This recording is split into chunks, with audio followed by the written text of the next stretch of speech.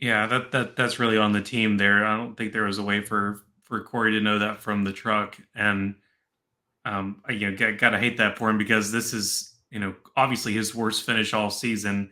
Uh, he's been really stellar all year long, save Darlington, Hardy with those 3 wins, and we talked about it before we got on the show. If he's not winning, he's probably in the top 10 or more likely in the top 5 this year. Just been absolutely spectacular. But it kind of reminds you of the woes of 2311 and their pit crew. Although Yeah. they have less lug nuts to deal with nowadays, but still you got to be on top of that as the crew chief, car chief, whoever's there, the men and women on pit road. It's on them to make sure those things are taken care of, and they practice it in an infinity amount of times throughout the week. But yeah, little things like that'll cost you, and if you realize that it happened and you don't bring him back down pit road, you'll finish dead last, and there he is.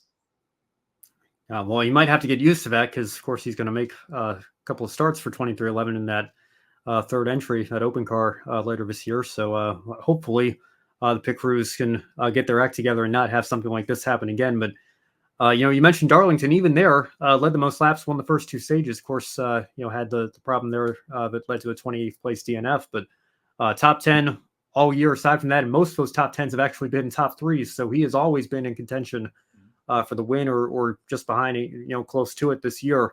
Certainly a lot of speed in that truck right now, a lot of talent behind the wheel. And it's unfortunate that he had another strong result taken away from him through a disqualification this week. But hopefully he can rebound from that. I have a feeling that he probably will when we get to Gateway this weekend. And we are closely coming up on the end of the regular season here with how the Truck Series schedule is staggered. Only 5 races to go before the playoffs begin, which is kind of crazy to think about. But we got one more coming up again this weekend.